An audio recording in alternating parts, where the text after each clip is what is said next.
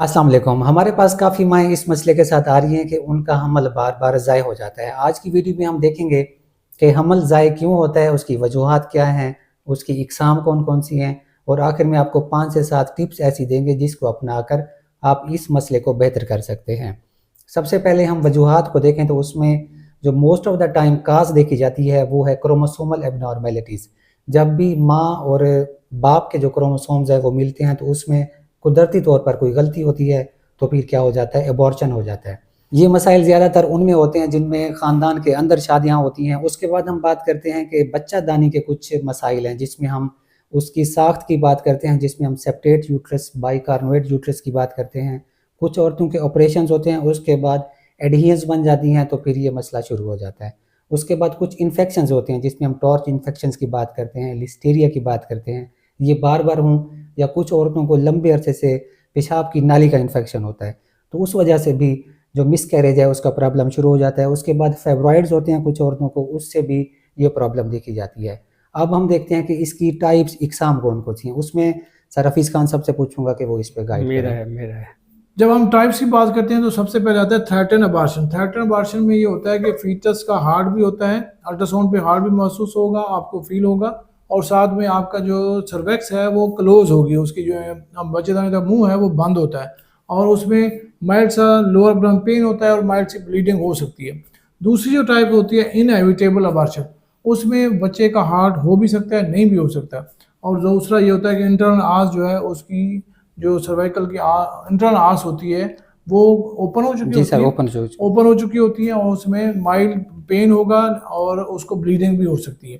तो इसको हम रोक नहीं सकते सर इसमें ये। रोक नहीं सकते क्यों, और इसको हम एहतियात तो कर सकते हैं, बाकी अल्लाह ताला करम फरमाता इसमें है, जो अबॉर्शन है वो स्टार्ट हो चुका होता है, हो उसका चुका रुकना होता बहुत है। मुश्किल होता है। इनएविटेबल अबॉर्शन हफीज साहब ने बताया, उसमें जो है दर्द की जो शिद्दत है बहुत ज़्यादा होती है, ब्लीड जो है वो बहुत ज़्यादा हो रही होती है। इसमें जो अबॉर्शन है वो स्टार्ट तो हो चुका है, इसको बचाना जो बहुत मुश्किल होता है। और थर्ड जो किस्म है वो है इनकम्प्लीट अबॉर्शन, ऐसा अबॉर्शन जिसमें जो जो फीटस में जो अंदर बच्चे है, बच्चेदानी से कुछ चीज़ें, मवाद जो है बाहर निकल जाता होता है और कुछ मवाद जो है अंदर रह जाता है। उसमें क्या होगा, दर्द जो है वो हल्का होगा, ब्लीडिंग भी हल्की होती है, कमर दर्द हो सकता है। इसमें बच्चेदानी का जो मुंह है वो ओपन होता है। अगर हम अगली टाइप्स की बात करें, कंप्लीट अबॉर्शन, यानी कि इसमें जो है सब कुछ बाहर निकल चुका होता है, बच्चेदानी बिल्कुल साफ हो चुकी साफ होती है। अगर हम पांचवी टाइप की बात करें, उसको हम कहते हैं मिस्ड अबॉर्शन, ऐसा अबॉर्शन जिसका माँ को जो है पता ही नहीं चलता। उसमें ब्राउन डिस्चार्ज होता है, बच्चे की जो धड़कन है वो बिल्कुल नहीं होगी, ब्रेस्ट टेंडरनेस जो है वो डिक्रीज हो चुकी है, इसमें ब्लीडिंग बिल्कुल नहीं होती, दर्द भी नहीं होता, और उसमें सर्वाइकल ओएस जो है बिल्कुल क्लोज होती है। इसको हम कहते हैं मिस्ड अबॉर्शन। उसके बाद सेप्टिक मिसकैरेज का भी बता दें। अच्छा, उसके बाद आ जाते हैं अगली टाइप जिसको हम सेप्टिक मिसकैरेज कहते हैं। ये जो मिसकैरेज है सेप्सिस की वजह से या कोई इन्फेक्शन किसी को चल रहा होता है तो उसमें ये मिसकैरेज भी हो सकता है। अगर हम इसके ट्रीटमेंट प्लान की या इसकी डायग्नोसिस की बात करें, वो हमें बताएंगे डायग्नोस हम इसको कैसे करते हैं, अब्दुल हफीज खान साहब जी इसमें सबसे पहले तो हमने अल्ट्रासाउंड पे ही हमें पता चल जाता है कि ये किस किस्म की जो है वो अबार्शन हो रही है, जी। क्योंकि अल्ट्रासाउंड हमें सारा कुछ गाइड कर देता है। कुछ पेशेंट्स में हम बीटा आईसीजी करते हैं, अगर हमें कोई सस्पिशियस होता है कि इनको कोई मोलर प्रेगनेंसी तो नहीं हो रही, और इसमें हम वो कर लेते हैं। आगे जो है हमने ट्रिप्स देनी है जी जो सर, इसमें सर उसके बाद हम ट्रीटमेंट की बात करते हैं। उसमें अगर आपका है थ्रेटन मिसकैरेज तो उसमें हम साथ में प्रोजेस्टेरोन थोड़ा सा देते हैं ताकि प्रेगनेंसी को सपोर्ट मिल सके। अगर इनकम्प्लीट मिसकैरेज है तो जो हिस्सा बचा हुआ है उसको निकालने के लिए, अगर इनकम्प्लीट मिसकैरेज है तो उसमें हम दवाई के ज़रिए उसको एक्सपेल करते हैं या फिर डीएनसी की जाती है, और अगर मिस्ड है तो उसमें फिर हमें डीएनसी करनी पड़ती है या फिर वैक्यूम एस्पायरेशन करना पड़ता है। कुछ पेशेंट में हमें सर्जरी भी करनी पड़ती है। तो ये मुख्तलिफ ऑप्शंस होते हैं। कुछ पेशेंट्स में हम फिर एक्सपेक्ट कर रहे होते हैं, ऑब्जर्व करते हैं, और जैसे जैसे सिम्टम्स बढ़ती हैं तो उसी हवाले से हमारा ट्रीटमेंट प्लान चेंज होता है। अब हम टिप्स के ऊपर बात करते हैं कि आप कौन कौन सी चीज़ें अपनाएं जिससे आपको ये मसला कम हो सके। उसमें अब सबसे पहले बात करते हैं, जब भी आपने प्रेगनेंसी प्लान करनी है तो अपने फोलिक एसिड का इस्तेमाल लाजमी करना है। प्लान करने से पहले शुरू करना है और उसके बाद 2-2.5 माह आपने उसको जारी रखना होता है, क्योंकि इससे बच्चे की ब्रेन की नशोनुमा, हराम मगज़ की नशोनुमा बेहतर होती है। उसके बाद हम बात करते हैं कि आपने अपने वज़न को बेहतर रखना है। 2 चीज़ें बहुत इंपॉर्टेंट हैं, एक शुगर और दूसरा ब्लड प्रेशर। अपना HbA1c आप चेक करवाएंगे, अगर शुगर है तो उसको मेंटेन करेंगे, अगर ब्लड प्रेशर है तो फिर आप प्री एक्लेम्शिया की तरफ जा सकते हैं, उससे बचना बहुत ज़रूरी है। उसके बाद कुछ लोगों को थायराइड के मसाइल यानी गलड़ के मसाइल होते हैं, उनको बेहतर करना होता है, देखना होता है। उसके बाद जेनेटिक टेस्टिंग की जाती है। जिन लोगों के बार बार बच्चे ज़ाये होते हैं तो हम जेनेटिक टेस्टिंग करते हैं कि क्या मसला है जिसकी वजह से बार बार बच्चे ज़ाये हो रहे हैं।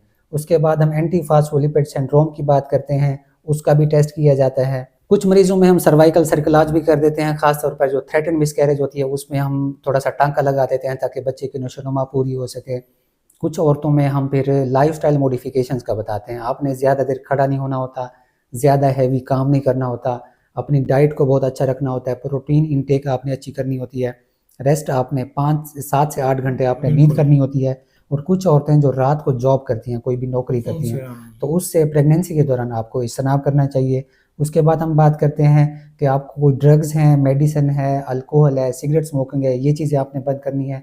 अगर आपको खून की कमी है तो उसको बेहतर करने की ज़रूरत है।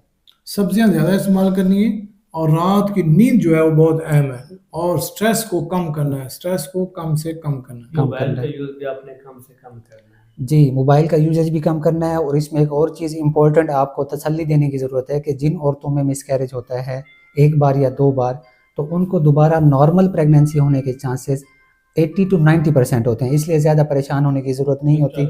और अगली बात ये है कि आपने परेशान नहीं होना, आपने खुद के ऊपर दबाव नहीं डालना कि मेरी वजह से मिसकैरेज हुआ है। बिल्कुल, ये कुदरत का निज़ाम है, कोई प्रॉब्लम आ जाता है तो फिर मिसकैरेज हो जाती है, कोई प्रॉब्लम बीमारी है तो उसको फिर ठीक कर लिया जाता है। नेक्स्ट वीडियो में किसी और टॉपिक के साथ मुलाकात होगी। हमारे चैनल को सब्सक्राइब कर लें, इस वीडियो को नई माओं के साथ शेयर करें।